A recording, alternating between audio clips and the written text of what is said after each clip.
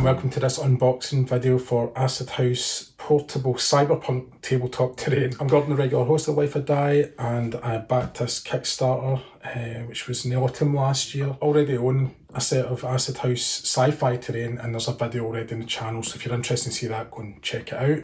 But yeah, the focus is on the Cyberpunk terrain today, which I am very excited to crack open because this looks...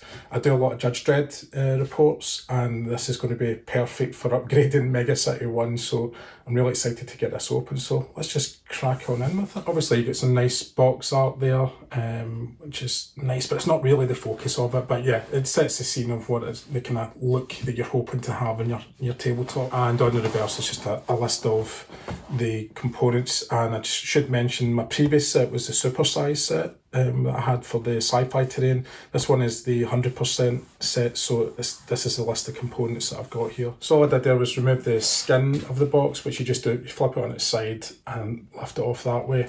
So let's have a look inside. Okay, so obviously you're presented with a lot of cardboard now. That's not unexpected, that's exactly how I expected to see it, because it's the same with the sci-fi set. And this is one of the things I like best about Acid House Terrain.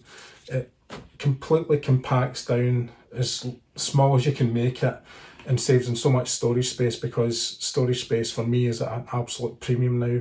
My cupboards are bursting with gaming stuff, so this is one of the main attractions for me with Acid House Terrain. But also, you can probably already see it's got great artwork on the card, so the pieces look the part. So I'll just quickly remove all the components so you can see exactly what's there. One thing to mention is these bands that hold them together. They're well worth holding on to, because yeah, it helps you just keep everything separate when you're packing it away again. The other thing to mention to watch out for, and you'll know this if you've seen any other, seen my previous video, it's all colour coded. So you're going to be looking for 2 components for each building, and you're looking for these matching colour components. The 2 parts will slot together, as we'll see in a bit. But still unpacking. So a couple of taller buildings in there, and some office blocks as well. These are bridge sections, I'll show you them later on. So there's 2 sheets of signage, which you can obviously punch out. Unusually, compared to the sci-fi set, these are things that are more that'll just slot onto the terrain rather than pieces that you kind of build. The previous set was pretty much just the actual buildings, so this is going to add a lot of character to my streets, and as you can see, plenty of signs there for you to make use of. Also, we've got another 2 sheets here which has more, I think this is street signage. I'll need to look into it. I have a feeling that this might be a bus shelter from watching Acid House Terrain's own video on it, so you should have a look at that. This is an antenna that you'll sit on top of your buildings. So again, there's 2 sheets there. We'll see what happens when these all get built at the end. And again, we've got some more. This is that's fencing there, and these are kind of street bollard type things that you can fence off the road with.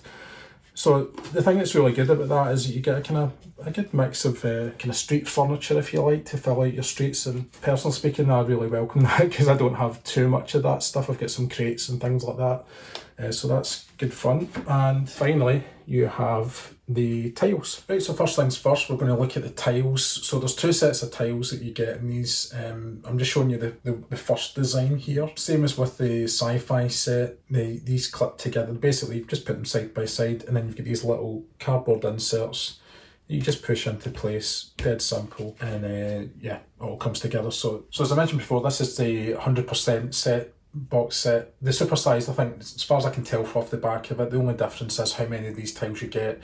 So you get 6 of these tiles in this design. So these are the kind of main city streets, and set up that kind of grid-like structure which people in many cities, including Glasgow, will be very familiar with. One of the things I really like about Acid House Terrain is the detail that they put on these. So I'm really liking all these little dabs of light, you know, which is neon, which is perfect for me for Mega City 1, and obviously if you were doing something like a kind of Blade Runner setup, it's ideal for that as well. I suppose the clue is in the fact it's called the Cyberpunk set, so yeah, it's definitely that Cyberpunk vibe. So let's have a look at the next set. And as you can see, yeah, it's very similar artwork, so it will blend in. I will do a setup in a minute with both sets of boards, but just to focus on these ones. Again, you've got these main through-throughs through the centre here, but how these ones differ is that there's little alleyways through, which are going to be great for little foot chases and so on, that kind of thing, that kind of mission, if you've got games that have got that. Also, because of these narrower strips, if you've got larger buildings, you'll be able to put them in these sections as well. So once again, yeah, it's a great setup from exactly what I want in terms of city streets. I suppose if I'm being ultra critical, the sci-fi set has more variety in its tiles. Obviously, there's only really 2 styles of tile. The sci-fi set has a lot more options than that. The downside to the sci-fi set is it does not have street sections that are obvious street sections as this does, which is more in keeping with what I'm looking for. But I really like I really like the tiles in the sci-fi set as well. So swings and roundabouts, you can see a lot of the Dread reports I've got have the sci-fi set up there, and there is the actual unboxing video for that as well if you're interested in looking at that. Okay, but let's look at the 4x4 board with all the tiles down. Alright, so we're looking at the 4x4 setup here. So as I said, those tiles cover the full 4x4. That's a 4x4 board that this is sitting on. That's what I use all the time for most of the battle reports, except a couple of epic ones when I've got them in the 6x4. But yeah, you can see there, they do cover that area. What I've done is I've created these avenues. So I've got 3 of the same type on that row there, the first extreme row, and I've got 3 here. And then I've kind of mixed up a little bit. I'll let you have a closer look at that. Right, so I've jumped to handheld here, so you can get a closer look. So as I say, that main avenue through the centre, absolutely fine, except I've deliberately broken up the pattern here and put one which is a narrower road.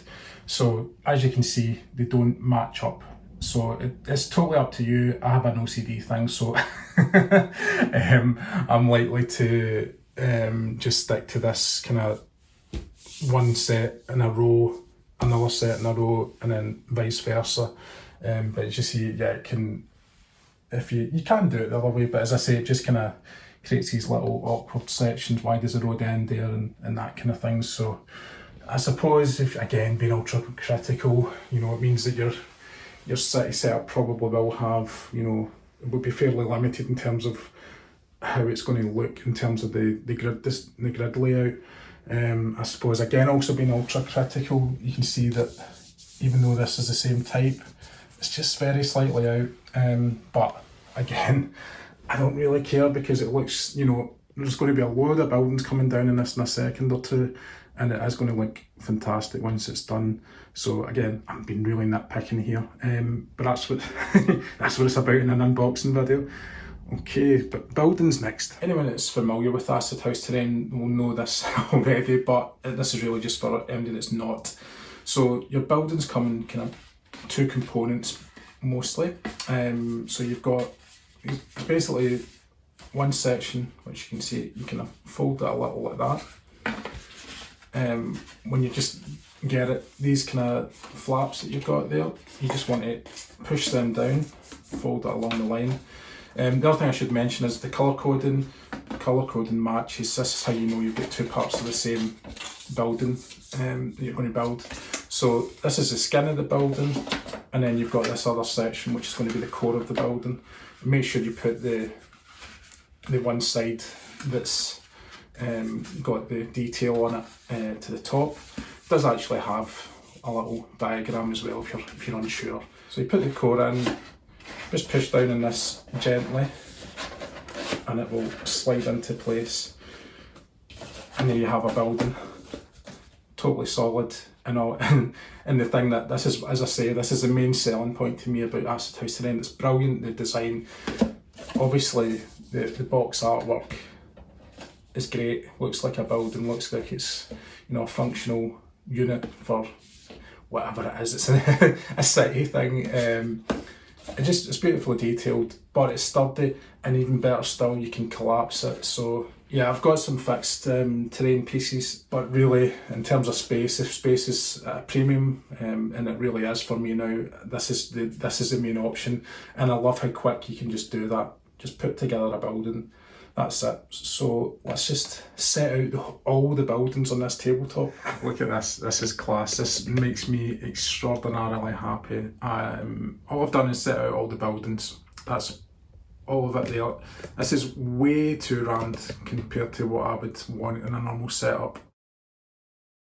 But I just wanted to show you, if you get the 4x4 set, if you were to lay out every single building, how that would look. The 6x4 I think is more appropriate if you're going to set it out like that, because you will have a wee bit more extra space to space them. But I mean, I'm literally using pretty much every inch of pavement that's there.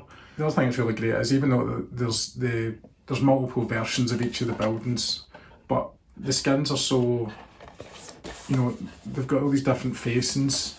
So even though they're, you know, like 6 of the same kind or whatever it is, just by turning it, you can, you know, change up the look and, you know, break up that uniformity in the board. The other thing you can do as well with acid house terrain, which is really easy, is you can actually stack them. So again, if you felt it was too much, you know, too many buildings, but you wanted to, you know, keep that claustrophobia or verticality of, you know, the kind of future cities and the mega cities, which have got these huge blocks, you can just stack this stuff up on top of each other, which is great. And on top of the buildings, I like these little vent shafts. I mean, the Blade Runner fan, if anybody remembers the end of Blade Runner, the original, that makes me very happy to see those on top of buildings. And you get a good few of them. So obviously the different sizes and shapes of buildings, and the fact that you can just turn them to give different faces, will break up that uniformity. But wait, there's more. As we're about to see, there's extra street furniture, and yeah, let's have a look at that as well. You may recall at the start of the video I showed you these sheets, so I punched out all of the terrain. You can see there's not really much left in these cards, so I mean, I think they've done a great job as house terrain, you know, maximising what you get out of these. So I'll put these to the side and we'll see what was actually in them. Right, as you can see, that's a fairly terrifying amount of cardboard that has been punched out of these in this whole section here. So let's just have a look at some of the pieces. This here is a section of fencing, and basically just fold it in 4 and you hook it at either side, and that will create a little blocked off area and a kind of fenced off area if you need that on your tabletop. Okay, so the other thing is, if you fold it just the once but use 2 sets, you can create a larger blocked off section. Personally speaking, again, I think it's a little large for the pavement sections, but you might be able to get it in one of those wider ones. But yeah, it's another option. You know, keep it smaller if you want that, if that's what suits your needs. Go with whatever you want. That's that's the beauty of it. Customise it as you like. But yeah, I'm going to keep a larger one just in case I ever decide to use that. What we have here is a little bus shelter, and yeah, that's just a cool detail. So you can have your citizens milling about those, and obviously there's quite a few of those. You get a couple of these which are really kind of helipads, so you want to put them in the kind of largest size building, or of course you could just put it on a section of pavement as well, and then it's again a landing pad for a hover vehicle or whatever it is that you want. We also have these bollards.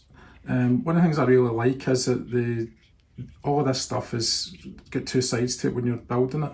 So there's a heavily graffitied side, which you can see I've used there, and then there's one which is kind of clean air, which you can build. So I quite favoured the graffiti ones. I just like it. It's more kind of mega city one to me. So most of them are the graffiti side I've built, but I have built a couple of ones just to kind of break it up again, have that variety. It's great to have it. So that's a really cool thing about that they're using both sides of the card, and it's not just one side that's painted. That you've got that option. So that's those. Okay, I've started this a little bit now because it was bothering my OCD. So yeah, staying on the street furniture, we have these little, bits of signage which, denote that there's some roadworks about or so on, as do all of these, which are just little warning signs. One thing I'd say about these is make sure you don't make the same mistake that I did. So that's the way they're supposed to be. You just kind of bend the legs on those. Stupidly, I thought it was actually like that they went to stand them up, and then I realised, no, that doesn't make any sense. And damaged a few of them because of that. But anyway, it's not really a big deal, but just something to watch out for in case you make some of the same foolish mistakes I do. You've also got these, which just really kind of barricades or something like that. I suppose they're quite good if you are going to do what I pointed out earlier on, if the tiles don't quite match, you could use that to close off the end of the street, make it denote it's a dead end. So kind of handy for that. Handy obviously for your models to take cover behind during a firefight. And we also have this street signage as well. And again, it's double-sided, so you can actually maximise your returns by making sure that you can fold them different sides, and it means you get all sorts of different signage. But again, they're double-sided, so whatever way you're looking at it, you will see one of the two views. You see there. So again, that's really cool detail for your box, and I love the art of it. Everything in the art of this is second to none. It's really great. It's really beautifully put together, and also there's a little wanted list there. So if you want to know who the first day backers were, you can take a photo of it and blow it up on your phone. My name is on there. And we also have these, which are kind of solar panels, and really they just kind of sit on top of your buildings like so. I suppose you could have them on the pavement if you wanted to, but yeah, buildings seems to make more sense, and probably higher up buildings is where you would want those. So just another little option that's going to help, bring a little bit of character to some of your buildings. These here are called Compton panels. Now, I'm not clear what Compton panels are. I think they are just another type of solar panel. That's what I think they are. But by all means, tell me in the comments if you know exactly what those are. But again, they're just the bits of furniture that, when I looked at it on the Kickstarter as well, they just plonked them on the buildings like that. Really, just another bit of detail to break up the rooftops. People who are fans of Acid House Terrain will recognise these. These are basically bridge sections, and again they're double-sided like that, graffiti on it, brilliant. That's obviously the main walkway side there, so you're just sticking it on top of between two buildings. These little boxes you just fold like so. A bit stiff at the start, but they will loosen up. Basically, those little boxes just clip on at the end to create a stairway onto it, and then you just set it on top of your building. That's it. You've got a walkway between two of them. So you get a bundle of those. So I make it 5 of those that you get. So you'll be able to have a bit of verticality on your tabletop as well. And then lastly, you've got a load of signage. I haven't quite worked out what I'm doing with these yet, but I will. I suspect they're just meant for large gaps between buildings, again just to break things up. Although I think I did see one where they had kind of curled it and spiralling up the side of the building. I'll need to look into that. But more importantly, we have loads of signage. That's going to make each of your buildings unique and break up even more if you needed it. The unanimity of this. So that's all the kind of punch out components as well. So that's really, we've set out pretty much everything here. I will set it up properly in a second. One last little detail I forgot to mention about in the Scarp Terrain is these crates. They're cool little pieces. So yeah, nicely done again. They're probably the trickiest thing to assemble because there's a technique. If you look it up on Acid House Terrain's video, you'll see what I mean. But yeah, they're cool. An extra scatter terrain is always helpful. Even though I've nitpicked on a couple of little details here and there, I really think this is kind of second to none what you're getting, and the fact that most of it is collapsible, and certainly your buildings are all collapsible. I'm going to keep these built because they're kind of, you can bring them down, but I think I will just leave them in these kind of configurations. Okay, I'm going handheld here to kind of give you a closer look at the terrain, the board that was set up. I'm going to put a more fulsome board up with the. I'm going to do a 6x4, I think, because I really want to see the whole set out. So I'm going to do a separate video for that, and I'm going to get all my Dread collection out there, and probably quite a few of the Strontium Dog ones as well, I think. So core space stuff, yeah, I've got core space minis. So yeah, let's do a 6x4 board, and let's do a team in Metropolis with all of this wonderful acid house terrain, great miniatures by Warlord, great painting by my pal Simon Fern. I want to see his miniatures getting a nice run out here. I mean, I just love this set. I really, really love it. So thank you, Acid House Terrain. I hope my little unboxing video's done you proud. And yeah, I hope you don't mind the kind of mild little nitpicks, but yeah, overall this is absolute class, and yeah, I can't recommend it highly enough to people if they're thinking of getting some Acid House Terrain. All the stuff is really great, and as I say, packs away. So right, so watch this space. We'll do the Dread Mega City 1 setup next time. But yeah, we'll be back soon, showing this 6x4 setup with plenty of miniatures, and hopefully it's just going to be great eye candy. I know it will be for me. I feel like a kid at Christmas at the moment with this set. Anyway, if you enjoyed this video, please consider liking, commenting, and most of all subscribing. And until next time, keep on living the life of Die.